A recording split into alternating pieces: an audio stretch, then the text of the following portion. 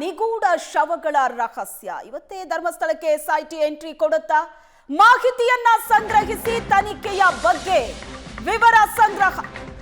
ಧರ್ಮಸ್ಥಳ ಸುತ್ತ ನಿಗೂಢ ಶವಗಳ ರಹಸ್ಯ ಭೇದಿಸೋಕೆ ಎಸ್ಐಟಿ ರಚನೆಯಾಗಿದೆ. ತನಿಖೆ ಎಸ್ಐಟಿ ಹೆಗಲಿಗೆ ಬಿದ್ದಿದ್ದು ಇವತ್ತೇ ಧರ್ಮಸ್ಥಳಕ್ಕೆ ಎಸ್ಐಟಿ ಟೀಮ್ ಎಂಟ್ರಿ ಕೊಡುತ್ತಾ. ಬೆಳ್ತಂಗಡಿ ಠಾಣೆಯ ಕೇಸ್ ಎಸ್ಐಟಿಗೆ ಹಸ್ತಾಂತರವಾಗೋ ಸಾಧ್ಯತೆ. ಧರ್ಮಸ್ಥಳ ಠಾಣೆಯ ಕೇಸ್ ಫೈಲ್ ಪಡೆಯಲಿರುವ ಎಸ್ಐಟಿ ಅಧಿಕಾರಿಗಳು ಇವತ್ತೇ ಕೋರ್ಟ್ಗೂ ಕೂಡ ಮನವಿ ಸಲ್ಲಿಕೆ ಮಾಡೋ ಸಾಧ್ಯತೆ ಇದೆ. ಇವತ್ತೇ ಧರ್ಮಸ್ಥಳಕ್ಕೆ ಎಸ್ಐಟಿ ಟೀಮ್ ಎಂಟ್ರಿ ಕೊಡುತ್ತಾ ಮಾಹಿತಿಯನ್ನ ಸಂಗ್ರಹಿಸಿ ತನಿಖೆಯ ಬಗ್ಗೆ ವಿವರವನ್ನ ಸಂಗ್ರಹಿಸಲಿದ್ದಾರೆ. ಬೆಳ್ತಂಗಡಿ ಠಾಣೆಯ ಕೇಸ್ ಎಸ್ಐಟಿಗೆ ಹಸ್ತಾಂತರ ಆಗೋ ಸಾಧ್ಯತೆ ಇದೆ. ಧರ್ಮಸ್ಥಳ ಠಾಣೆಯ ಕೇಸ್ ಫೈಲ್ ಅನ್ನ ಎಸ್ಐಟಿ ಅಧಿಕಾರಿಗಳು ಪಡೆಯಲಿದ್ದಾರೆ.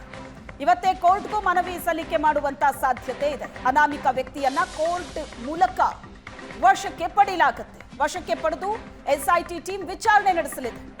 ಅಜ್ಞಾತ ಸ್ಥಳದಲ್ಲಿ ಅನಾಮಿಕನ ವಿಚಾರಣೆ ನಡೆಯುತ್ತೆ. ಈಗಾಗಲೇ ಈ ಪ್ರಕರಣದ ತನಿಖೆಗಾಗಿ ಎಸ್ಐಟಿ ರಚನೆಯಾಗಿದ್ದು ಇವತ್ತೇ ಧರ್ಮಸ್ಥಳಕ್ಕೆ ಟೀಮ್ ಎಂಟ್ರಿ ಕೊಡುತ್ತಾ ಎಲ್ಲ ಮಾಹಿತಿಯನ್ನ ಎಸ್ಐಟಿ ಅಧಿಕಾರಿಗಳು ಸಂಗ್ರಹಿಸ್ತಾ ಇದ್ದಾರೆ. ತನಿಖೆಗೆ ಬೇಕಾದಂತಹ ಎಲ್ಲ ಅಂಶಗಳನ್ನು ಕೂಡ ದಾಖಲು ಮಾಡ್ತಾ ಇದ್ದಾರೆ. ಬೆಳ್ತಂಗಡಿ ಠಾಣೆಯ ಕೇಸ್ ಕೂಡ ಎಸ್ಐಟಿಗೆ ಹಸ್ತಾಂತರವಾಗೋ ಸಾಧ್ಯತೆ ಇದೆ. ಅನಾಮಿಕ ವ್ಯಕ್ತಿಯನ್ನ ಕೋರ್ಟ್ ಮೂಲಕ ವಶಕ್ಕೆ ಪಡೆಯೋದಕ್ಕೆ ಇವತ್ತೇ ಕೋರ್ಟ್ಗೂ ಮನವಿ ಸಲ್ಲಿಕೆ ಮಾಡೋ ಸಾಧ್ಯತೆ ಇದೆ. ತನಿಖಾ ತಂಡದಲ್ಲಿ ಯಾರ್ಯಾರಿದ್ದಾರೆ ಸ್ಕ್ರೀನ್ ಮೇಲೆ ನೋಡ್ತಾ ಇದೆ. ಸರ್ಕಾರ ರಚನೆ ಮಾಡಿರುವಂತ ಎಸ್ಐಟಿ ಈಗ ಈ ಪ್ರಕರಣದ ತನಿಖೆಯನ್ನ ನಡೆಸಲಿದೆ. ಇಡೀ ರಾಜ್ಯದಾದ್ಯಂತ ಸದ್ದು ಮಾಡ್ತಾ ಇರುವಂತಹ ಪ್ರಕರಣ ಇದು. ಧರ್ಮಸ್ಥಳ ಸುತ್ತ ಶವಗಳನ್ನ ಹೂತಿಟ್ಟಂತಹ ಆರೋಪ. ಶವಗಳ ರಹಸ್ಯದ ಮೇಲೆ ಗುಪ್ತಚರ ಇಲಾಖೆ ಕಣ್ಣಿದೆ. ಎಸ್ಐಟಿಗೂ ಮುನ್ನ ಗುಪ್ತಚರ ಇಲಾಖೆ ಕಣ್ಗಾವಲಿದೆ. ಧರ್ಮಸ್ಥಳ ಗ್ರಾಮದಲ್ಲಿ ಗುಪ್ತಚರ ಇಲಾಖೆ ಕಣ್ಣಿಟ್ಟಿದೆ. ಗುಪ್ತಚರ ಇಲಾಖೆಯ ಸಿಬ್ಬಂದಿ ಮಫ್ತಿಯಲ್ಲಿದ್ದಾರೆ. ಧರ್ಮಸ್ಥಳದ ಜನರ ನಡುವೆ ಇದ್ದು ಮಾಹಿತಿಯನ್ನ ಸಂಗ್ರಹಿಸ್ತಾ ಇದ್ದಾರೆ. ಧರ್ಮಸ್ಥಳದ ಸುತ್ತ ಶವಗಳನ್ನ ಹೂತಿಟ್ಟಂತಹ ಆರೋಪ. ಇಂಥ ಆರೋಪಗಳಿಗೆ ಬರ್ತಾ ಇದೆ.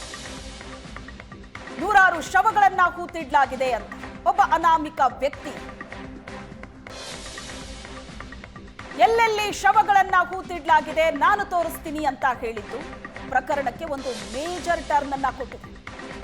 ಶವಗಳ ರಹಸ್ಯವನ್ನ ಕೆದಕೋದಕ್ಕೆ ಗುಪ್ತಚರ ಇಲಾಖೆ ಮುಂದಾಗಿದೆ. ಶವಗಳ ರಹಸ್ಯದ ಮೇಲೆ ಗುಪ್ತಚರ ಇಲಾಖೆಯ ಕಣ್ಣಿದೆ. ಎಸ್ಐಟಿ ಎಂಟ್ರಿ ಕೊಡೋದಕ್ಕೂ ಮುನ್ನ ಸರ್ಕಾರಕ್ಕೆ ಕ್ಷಣ ಕ್ಷಣದ ಮಾಹಿತಿಯನ್ನ ಕೊಡ್ತಾ ಇದೆ. ಎಸ್ಐಟಿ ತನಿಖೆಯ ಪೂರ್ವಾಪರಗಳ ಬಗ್ಗೆ ಮಾಹಿತಿಯನ್ನ ಸಂಗ್ರಹಿಸಲಾಗ್ತಾ ಇದೆ. ತನಿಖೆಯ ಫಲಿತಾಂಶ ಏನೇ ಬಂದರೂ ಕೂಡ ಪರಿಣಾಮ ಏನು, ಕಾನೂನು ಸುವ್ಯವಸ್ಥೆಯ ಮೇಲಿನ ಪರಿಣಾಮ ಏನು, ಮೀಸಲು ಪಡೆ ಸೇರಿದಂತೆ ಪೊಲೀಸರ ನಿಯೋಜನೆಯ ಬಗ್ಗೆ ಕೂಡ ಪರಿಶೀಲನೆ ನಡೆದಿದೆ. ಕಾನೂನು ಸುವ್ಯವಸ್ಥೆ ದೃಷ್ಟಿಕೋನದಲ್ಲಿ ಮಾಹಿತಿ ಸಂಗ್ರಹಿಸಲಾಗ್ತಾ ಇದೆ. ಕಾನೂನು ಸುವ್ಯವಸ್ಥೆಯ ಮೇಲಿನ ಪರಿಣಾಮದ ಬಗ್ಗೆ ಕೂಡ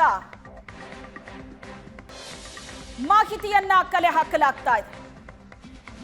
ಕಾನೂನು ಸುವ್ಯವಸ್ಥೆಗೆ ಧಕ್ಕೆಯಾಗದಂತೆ ಮುನ್ನೆಚ್ಚರಿಕೆಯನ್ನ ವಹಿಸಬೇಕಾಗಿದೆ. ಗುಪ್ತಚರ ಇಲಾಖೆ ಜನರ ಮಧ್ಯದಲ್ಲೇ ಇದ್ದು ಮಾಹಿತಿಯನ್ನ ಸಂಗ್ರಹಿಸ್ತಾ ಇದೆ. ಈ ಬಗ್ಗೆ ಹೆಚ್ಚಿನ ಡೀಟೇಲ್ಸ್ ಅನ್ನ ಕೊಡ್ತಾರೆ ನಮ್ಮ ಪ್ರತಿನಿಧಿ ಭರತ್ ರಾಜ್ ಸಂಪರ್ಕದಲ್ಲಿದ್ದಾರೆ. ಭರತ್ ರಾಜ್, ಧರ್ಮಸ್ಥಳ ಸುತ್ತ ಶವಗಳನ್ನ ಹೂತಿಟ್ಟಂತಹ ಆರೋಪ, ಈ ಪ್ರಕರಣಕ್ಕೆ ಸಂಬಂಧಿಸಿದಂತೆ ಸರ್ಕಾರ ಎಸ್ಐಟಿ ರಚನೆ ಮಾಡಿದೆ. ಎಸ್ಐಟಿ ಇವತ್ತೇ ಧರ್ಮಸ್ಥಳಕ್ಕೆ ಎಂಟ್ರಿ ಕೊಡುತ್ತಾ ಅಂತ, ಅದಕ್ಕೆ ಪೂರಕವಾದಂತಹ ಏನೆಲ್ಲ ಬೆಳವಣಿಗೆಗಳು ನಡೀತಾ ಇದೆ? ಎಸ್ಐಟಿಗೂ ಮುನ್ನ ಗುಪ್ತಚರ ಇಲಾಖೆ ಕೂಡ ಆಕ್ಟಿವ್ ಆಗಿದೆ. ಜನರ ಮಧ್ಯದಲ್ಲಿದ್ದುಕೊಂಡು ಮಾಹಿತಿಯನ್ನ ಕಲೆಕ್ಟ್ ಮಾಡ್ತಾ ಇದೆ ಅನ್ನೋ ಇನ್ಫಾರ್ಮೇಶನ್ ಕೂಡ ಸಿಗ್ತಾ ಇದೆ. ಭರತ್, ಶ್ವೇತಾ, ಹೌದು. ಧರ್ಮಸ್ಥಳ ಪ್ರಕರಣ ಈಗಾಗಲೇ ದೇಶಾದ್ಯಂತ ಸುದ್ದಿಯಲ್ಲಿರುವಂಥದ್ದು. ಈ ಕಾರಣಕ್ಕಾಗಿ SIT ತನಿಖೆಗೆ ವಹಿಸಿ ಈಗ ನಿಯರೆಸ್ಟ್ ಹತ್ರ 1 ವಾರಗಳಾಗ್ತಾ ಬಂತು. ಹಾಗಾಗಿ ಇವತ್ತು SITಯ ಒಂದು ಟೀಮ್ ಇವತ್ತು ಧರ್ಮಸ್ಥಳಕ್ಕೆ ಬರುತ್ತೆ ಅನ್ನುವಂಥ ಮಾಹಿತಿ ಇರುವಂಥದ್ದು. ಆದರೆ ಅವರು ಧರ್ಮಸ್ಥಳ ಪೊಲೀಸ್ ಠಾಣೆಗೆ ಬರೋದಿಲ್ಲ, ಅದರ ಬದಲಾಗಿ ಇದರ ಸರ್ಕಲ್ ಪೊಲೀಸ್ ಠಾಣೆ ಇರುವಂಥದ್ದು, ವೃತ್ತ ಕಚೇರಿ ಇರುವಂಥದ್ದು ಬೆಳ್ತಂಗಡಿಯಲ್ಲಿ. ಹಾಗಾಗಿ ಅಲ್ಲಿ ಬೆಳ್ತಂಗಡಿಗೆ ಬರ್ತಾರೆ.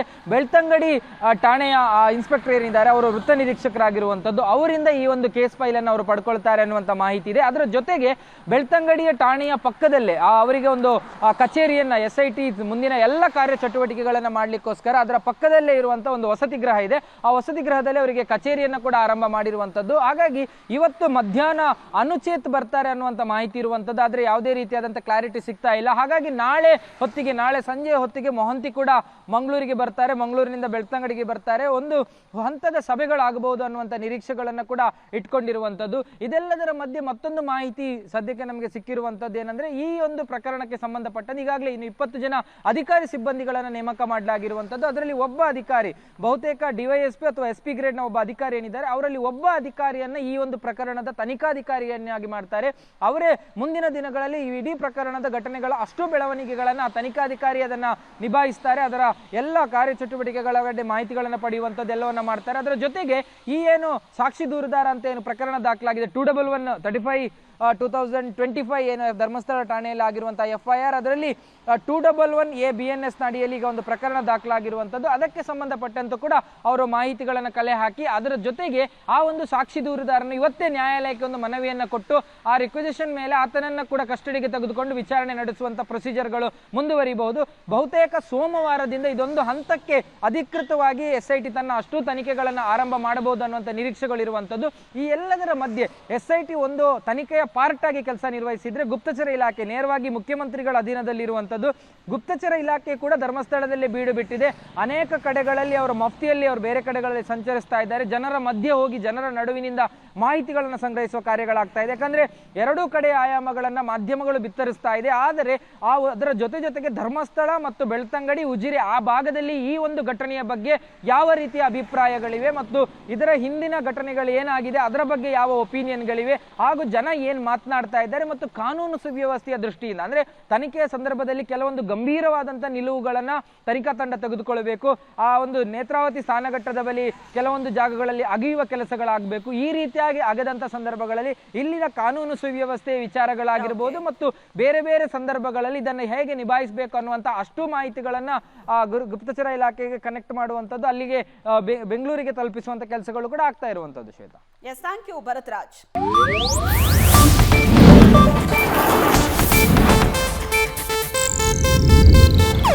ಇದು ಏಷ್ಯಾನೆಟ್ ನ್ಯೂಸ್ ನೆಟ್ವರ್ಕ್ ಪ್ರಸ್ತುತಿ.